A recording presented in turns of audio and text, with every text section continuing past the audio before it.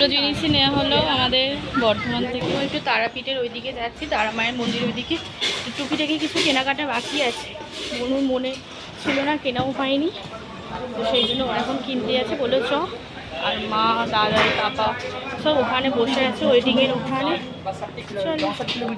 তারা মায়ের কাছে আমরা একবার চলে এসেছি মন্দিরে, তো বাড়ি ফেরার পথে একবার শেষবার দেখা করে যাই মায়ের সাথে। তো দেখলাম প্রচণ্ড ভিড়, দুপুরবেলাও সকালবেলার মতো প্রচণ্ড ভিড়। তো দেখি নমস্কার করে তো চলে যাব, কারণ এই সামনেই একটু কিছু বনু কেনাকাটা করছিল একটা দোকান থেকে। তারপরে ওখানে ওই পাশে যেখানে আমরা প্যাড়া কিনেছিলাম পুজোর প্রসাদ আরে যেখান থেকে কিনে, সেই দোকানেই জুতো আরে রেখে তো আসলাম। তো এই তো একটু একটু দেখতে পাচ্ছি, তো নমস্কার করে চলে যাই এবারে। তো আবার পরে কবে আসবো জানি না, তো আবার যেদিন মা ডাকবে অবশ্যই আসবো। তো তার সাথে তোমাদেরকেও দেখিয়ে দিলাম পাচ্ছি। চলো, বনুও নিয়েছে। কেমন ভালো খেতে আইসক্রিমটা? ও ভ্যানিলা নিয়েছে, আমি নিয়েছি এই আমুলের এই 2 in 1। চলো এবার বাড়ি ফিরে। ও এখন আমরা চলে যাচ্ছি, তো চলো আমরা তার মা একটু দর্শনও করলাম। চলো তোমাদের সঙ্গে রামপুরহাট স্টেশনে গিয়ে কথা বলছি।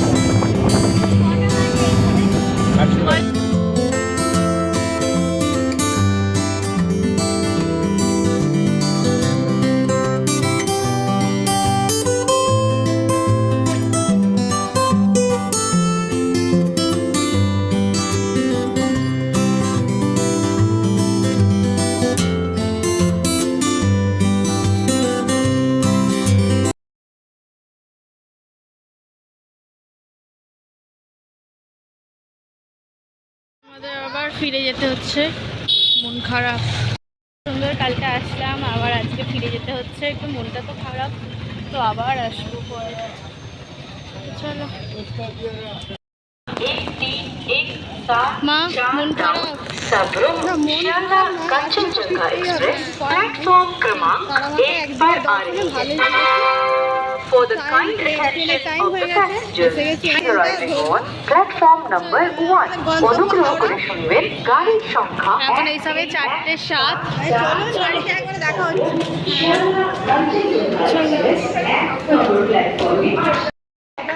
তো আমাদের ট্রেন দিয়ে দিয়েছে রামপুরহাট এক্সপ্রেস।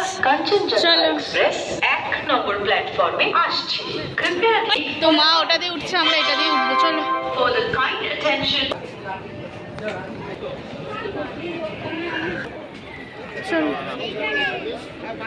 তো আমাদের সিট হচ্ছে যে 25, 26, 27, এখানে একটা আছে, আর ওখানে ওখানে পাপার একটা আছে। তো ওখানে 12 নম্বর, 25, 26, 27, ওখানে একটা সিট ছিল, ওটা চেঞ্জ করে এখানে একটা হয়েছে। তো এখানে দাদাই বসছে, আমরা তিনজন এখানে বসছি। 40 হয়ে গেছে আমাদের ট্রেন, দেখো রামপুরহাট থেকে ছেড়েও দিল। তো জয় মা তারা বলে আবার আসবো পরের বছর। তো চলো, যে জার্নিটা দারুণ হবে। তো চলো বাড়ি ফিরি।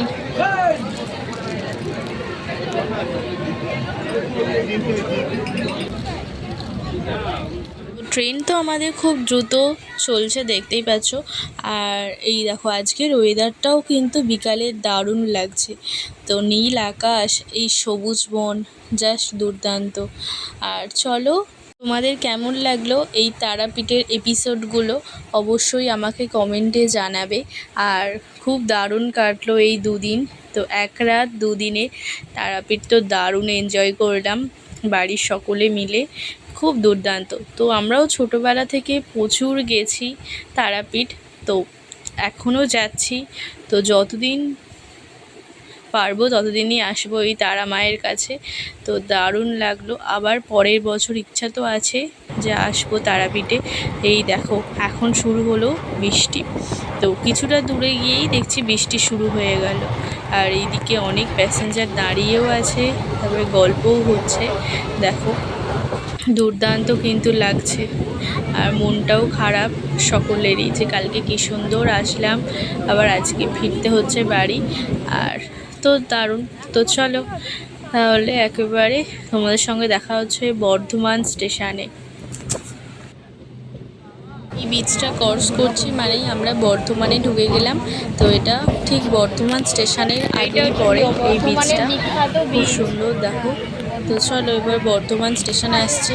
তো বর্ধমানে তো সীতাভোগ মিহিদানা বিখ্যাত। যদি ট্রেনে কামরায় আসি তো দেখি যে এবারে নেবো, কারণ এর আগের বারও যখন তারাপীঠ এসেছিলাম তখন সীতাভোগ মিহিদানা বিক্রি এসেছিল। তো চলো দেখি নেওয়া যায় কিনা। এই দেখো ঠিক আমরাও আসলাম ট্রেনে করে, আর দেখি না ট্রেনের কম্পার্টমেন্টে উঠেছে বর্ধমানে সীতাভোগ আর মিহিদানা। তো নিয়েও নিলাম আর টেস্টও করলাম, দারুণ খেতে ছিল, পুরো গরম গরম ছিল। তো সেই জন্য আমরা নিয়ে নিলাম। তো এই তো এরপরে আমাদের ট্রেন এখন হাওড়ার দিকে ঢুকছে। তো অনেকটাই রাত্রির হয়ে গেছে, 8টা 20-তে আমাদের স্টেশনে নামিয়ে দেওয়ার কথা। তো দেখা যাক, কারণ আবার টাইমও বেড়েও যেতে পারে। তো চলো, আর এদিকে অন্ধকারও হয়ে গেছে। তো হাওড়া পৌঁছায়, হাওড়া থেকে নেমেই আবার লোকাল ধরতে হবে আমাদের এই দিকে। তো দেখি কি লোকাল আছে, ট্রেনে সার্চ করতে হবে স্টেশনে নেমে। তো অ্যাপে সার্চ করে ট্রেনে উঠবো। এই তো হাওড়া ঢুকছে। তো হাওড়াটা ঢুকতে একটু শান্তি হলো, যে কখন নামবো করতে করতে ব্যাস আমাদের 3.5-4 ঘন্টা জার্নি এখানেই সমাপ্ত, এখানেই হলো। এখনও আবার 1.5 ঘন্টার জার্নি। তো আবার লোকাল ট্রেনে করে যেতে হবে।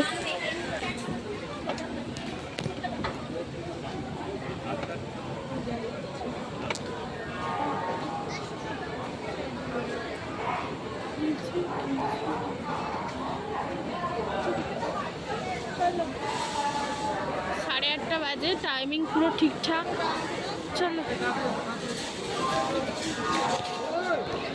আমরা তো লোকাল ট্রেনে উঠেও পড়েছি, মেদিনীপুর লোকালে উঠলাম। চলো এবার ট্রেন তো এবার ছেড়েই দেবে। তো এবার আবার যাত্রা শুরু করি বাড়ি ফেরার। তো বাড়ি ফেরার মজাটাই আলাদা, কারণ আমাদের জন্য অপেক্ষা করছে 2জন, মুগলা আর টুকটুক। তো এই তো এবার নামবো, ট্রেন থেকে একটু দাঁড়িয়ে আছি। তো চলো নেমে পড়ি। তো কেমন লাগলো তোমাদের এই তারাপীঠের ব্লগগুলো অবশ্যই আমাকে কমেন্টে জানাবে।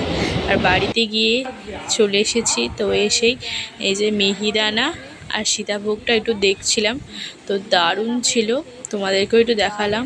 খুব সুন্দর, পুরো ঘিয়ের যে অরিজিনাল ফ্লেভার তো সেটা পাওয়া যাচ্ছিল।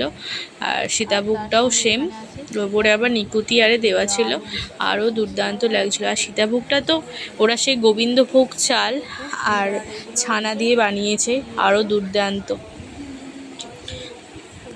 তো এসেই তাড়াতাড়ি ঝটপট করে ভাত বসিয়ে দিয়েছে। আর এখানেও আছে সেই সকালের ভাতই ছিল না, এটা আর এখানে ডাল করবে, তো সেই জন্য মুসুর ডাল, আলু, পেঁয়াজ, টমেটো নিয়ে নিয়েছে। আর এমনি এখানে আলু সেদ্ধ তো হবেই। আর এখানে তেলের মধ্যে কাঁচা লঙ্কা আর জিরে ফোড়ন দিয়ে তো একেবারে তুলে নিচ্ছে। ফোড়ন এবার এইগুলো দিয়ে ভালো করে ডালটা আমার বানিয়ে নেব। তো টুকটুক ঘরেতেই ছিল, ও আমাকে দেখতে পেয়ে, মানে আমাদের সকলকে দেখতে পেয়েই প্রথমে ভয় পেয়ে গেছিলো, আবার এখন ভয়েতে বাইরে চলে গেছে। এবার ডাকছি ওকে, আয় টুকটুক আয়, আয় চলে আয়, আয় চলে আয়, খাবি আয়, আয়। তো ওদের তো সব খাবার দাবার দিয়েই গেছিলাম 2টো জায়গায়। গরম গরম ভাত, ডাল আর আলু সেদ্ধ মা তো বানিয়ে নিয়েছে। তোমাদের কেমন লাগলো এই ব্লগগুলো অবশ্যই আমাকে কমেন্টে জানাবে।